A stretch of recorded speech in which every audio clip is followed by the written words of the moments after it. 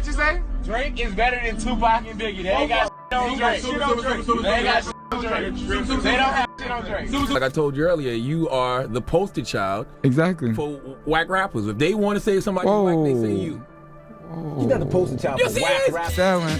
In high school, I never was felling. I think that's why they mad at me. They mad because they trying to grab at me. They mad, stop, you can't. Like every other industry in the world, the hip-hop industry is filled with the new guys who always think they are better than the old guys. A notable example of this is Lil Yachty, who has faced significant criticism for his behavior and attitudes within the industry. Hey, because like I told you earlier, you are the poster child Exactly. for whack rappers. If they want to say somebody whack, they say you. You're not the poster child for whack rap. But true to form, his journey through hip-hop has been anything but smooth. This guy's path has for such a long time been marked by various controversies and missteps. From the west side of town, I'm trying to think what to do. I don't know. I'm not a rapper.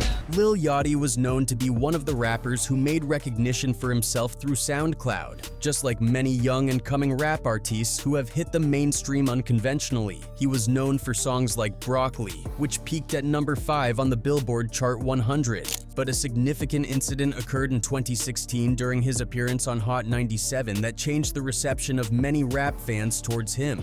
The reason they so mad is because they think that the young kids don't take this hip-hop thing serious. I honestly don't. He honestly doesn't. And he doesn't. It's called having fun. I'm sorry. You're just having fun, right? Yeah. He was expected to deliver a freestyle, but instead of seizing the opportunity to showcase his skill, Yachty faltered, openly admitting on live broadcasts that he did not consider himself a rapper. His admission that he was more interested in the financial gain than in taking rap seriously further alienated him from the rap community and its fans. But hip-hop as a whole, hip-hop fans ravaged Yachty online. They felt he didn't deserve to be on Hot 97 and he was a disgrace to the culture. This lack of composure and respect continued to haunt Yachty. Later in 2016, he was included in the XXL Freshman Class, alongside notable contemporaries like Lil Uzi Vert, 21 Savage, Kodak Black, and others. While this inclusion was a significant milestone, Yachty's performance during the following cypher released by this group of new school rappers drew criticism. His peers, who were also part of this new wave of rappers, had mocked the legacy of older, revered artists, nullifying their relevance. However, Yachty's reaction was particularly notable because he was still reeling from the backlash he faced after his Hot 97 interview. In an effort to defend his reputation and showcase his abilities, Yachty released a mixtape titled For Hot 97 shortly after the cypher, directly addressing his critics and trying to prove his worth. Little nigga, you hate how I switched. 26 shit I jacked out on my wrist. I'm the richest at the group, just like Chris. This would be followed by a resounding clapback from Ebro, the interviewer, who thought Lil Yachty had dissed him. 97 took it that way when he tweeted the song. Lil Yachty and his team with these high school ass bars, followed by an Instagram caption that read, "Another Lil rapper caught feelings." The controversy didn't end there. During a subsequent interview with Pitchfork, Yachty stirred up further outrage by making dismissive comments about iconic rappers like the Notorious Big and Tupac Shakur. It's overrated. I don't know. I've never listened. I'm not gonna say I've never listened. I've like heard like the stuff, his stuff in movies and stuff. I grew up very sheltered. He would later compare them to contemporary artists like Drake, and even claimed he couldn't name 5 songs by either Big or Tupac. His nonchalant attitude and apparent disregard for the cultural significance of these legendary figures only fueled the animosity towards him from dedicated rap fans. Lil Yachty's journey in hip-hop has been marked by a series of missteps and controversial statements that have contributed to his contentious reputation within the industry. So how did Yachty become hated in hip-hop? Stick around as we dive in.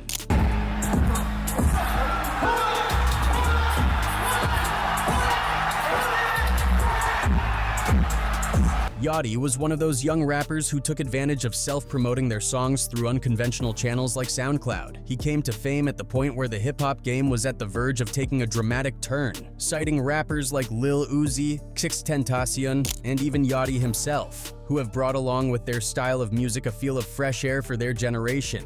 Unlike the previous generation rappers that many rappers their age consider stiff, Yachty shot to fame in 2015 with his viral hit One Night. Following the widespread support, he would go on to release a mixtape titled Lil Boat, which was considered his first mixtape. I don't know where to start. Look, here's Lil Bo now. Lil Bo.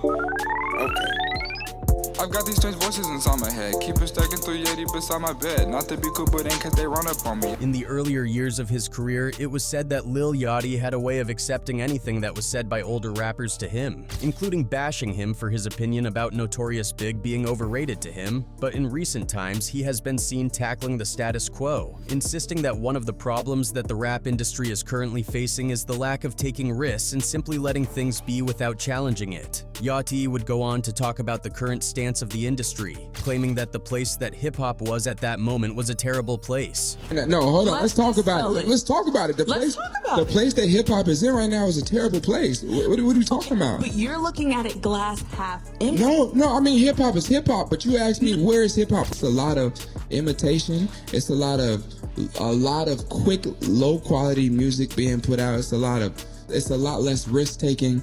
It's a lot less originality. This would be met with a number of backlash, as well as partial support from rap fans and fellow upcoming artists. But Yachty would not back down from telling the story from his perspective. In 2016, Yachty was in an interview on Hot 97 that was hosted by Ebro. If I was on this beat, it would be spinning vinyl.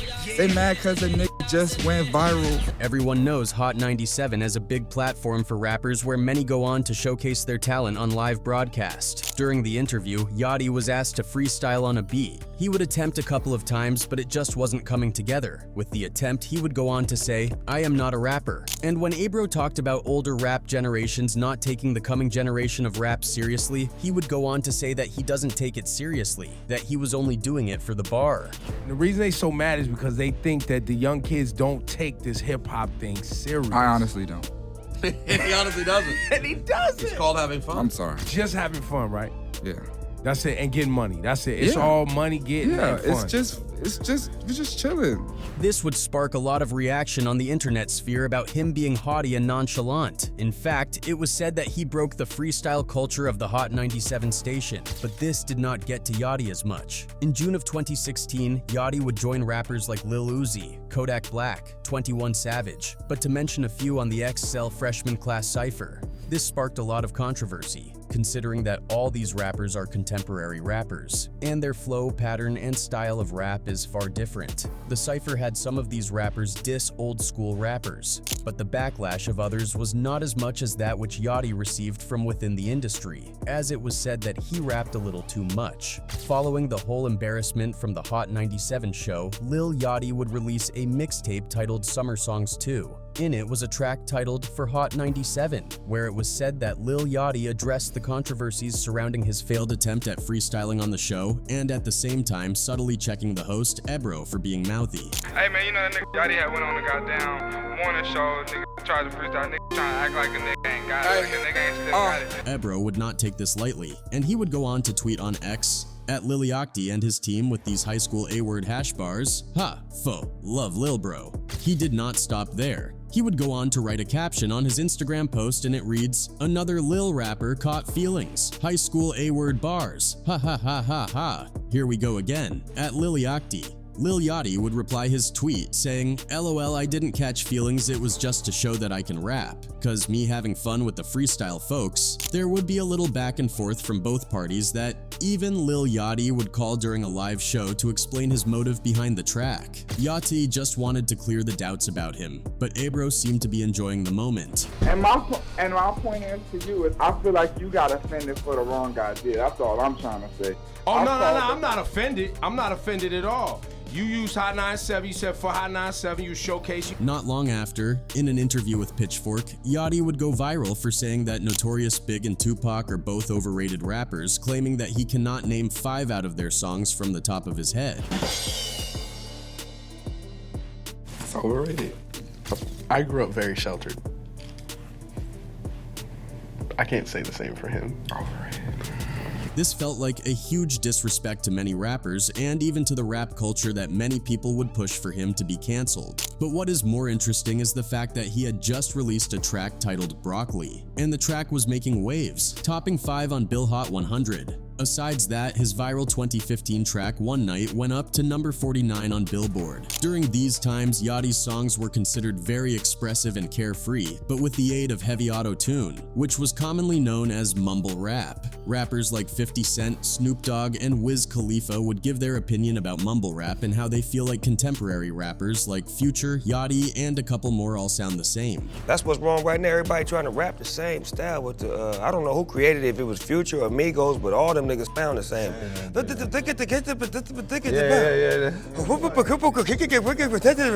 You feel me?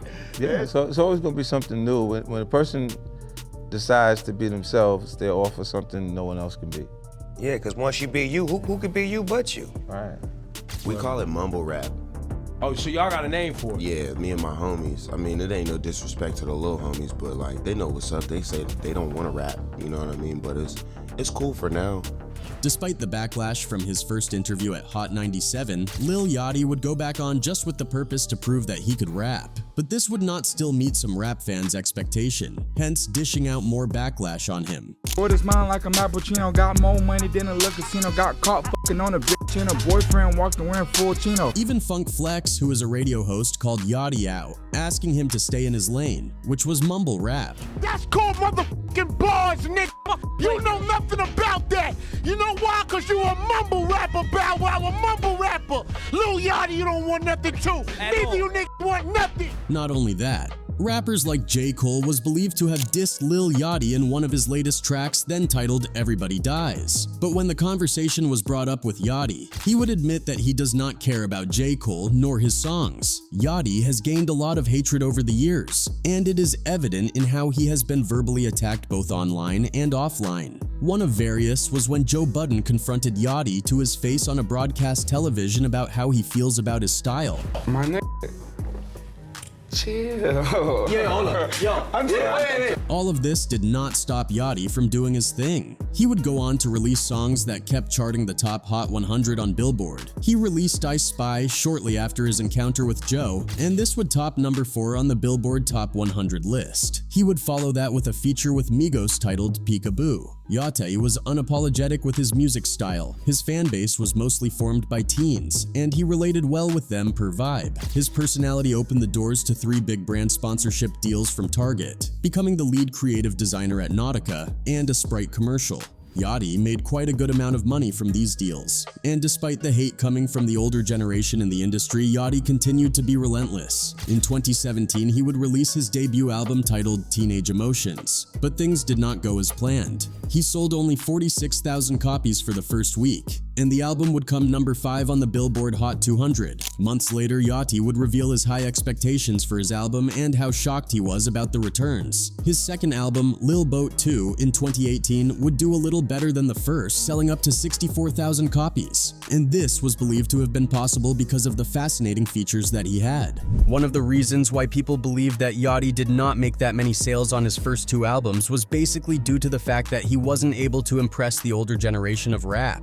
Despite the hurdles, Yachty would be relentless. He would go on to release another album titled Nothing to Prove, which at this time went lower in sales than his first 2 albums, selling at just 40,000 copies, and topping number 12 on the Billboard chart. The reaction following this album was not kind. Many people believed that he had nothing to offer again, hence suggesting that he went back to his drawing board to get things fixed. His music was quite accepted with his first 2 mixtapes, considering their tone and content, but his fan base seemed to be drastically depreciating due to his deviation, going into an unusual Yachty. With this going on, he was beginning to lose his close buddies. It got to the point where I was spending so much money, like almost $1 million trying to create this company out of my own money. He had claimed that he had tried to push them to get things done, but they didn't want to do anything. They just wanted to live off his fame. As much as it is a good thing to cut people off for not aligning with your personal growth, could that have been the best time for Yachty to have taken that bold step? Between 2019 and 2020, Yachty's record sales have deteriorated badly. He was still making sales, but not as much as he did for his 2 earlier albums. With that not much attention to music, Yachty would start to observe a shift in the patterns of the industry. Gradually, he started talking about it while showing it through supporting a lot of upcoming artists with an attempt to improve the situation. He gradually tried to impact the industry, starting off with the duo girl artists named the City Girls, who were known for their viral tracks titled Period and Twerk. Act up, you could get smashed up. Act up, you could get smashed up. Yachty would reveal that he wrote a song for the City Girls titled Act Up, and it is considered their most successful track ever. It would later chart number 26 on Billboard Hot 100. To top it all, the song would blow up so greatly that it would become a TikTok anthem for a long time. The track would soon be sampled by Megan Thee Stallion in her track, Hot Girl Summer, and this would also top the Billboard Top 100 chart, peaking at number 11, and was considered Megan's most successful song at that point. Quite recently, we have seen more female rappers who have been vocal and expressive with their styles of music. It is well proven in songs like Whip by Cardi B, Savage by Megan Thee Stallion, but to mention a few. This would not go by without notably recognizing Yachty's influence. During COVID, Lil Yachty would release the album Lil Boat 3. This would not be met with as much reception just as the earlier ones. In fact, it sold about 30,000 copies. Before this, he had collaborated with Drake in a track titled Oprah's Bank Account. Soon enough, Lil Yachty would change into this persona that many of his fans do not know but surely liked. He talked less, engaged less, did things in ways that people would perceive to be ready to take life by its horns. Soon, he would venture into a nail brand called Creed. His brand understands the evolution in men being able to paint their nails without being perceived a certain way. He would excel in this venture. Yachty founded a record label called Concrete Boys, and just soon enough, his style changed. And we would find it true in the reaction that came with his single Coffin. He would go on to jump on Hit 'Bout It with Kodak Black.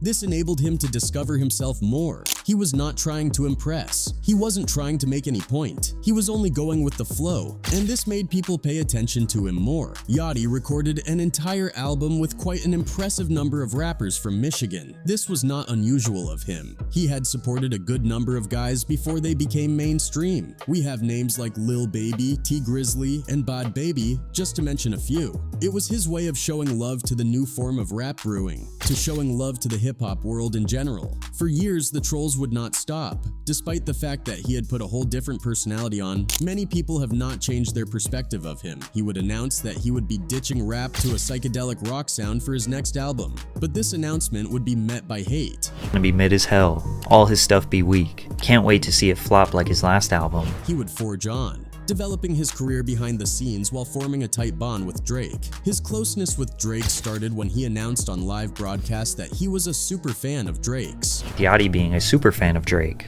I, for a very long time, wanted to just do anything involving music with him. They would form a really tight bond for years that he co-produced 4 tracks from Drake's album, Her Loss, and the 4 tracks have so far been the most successful of that album.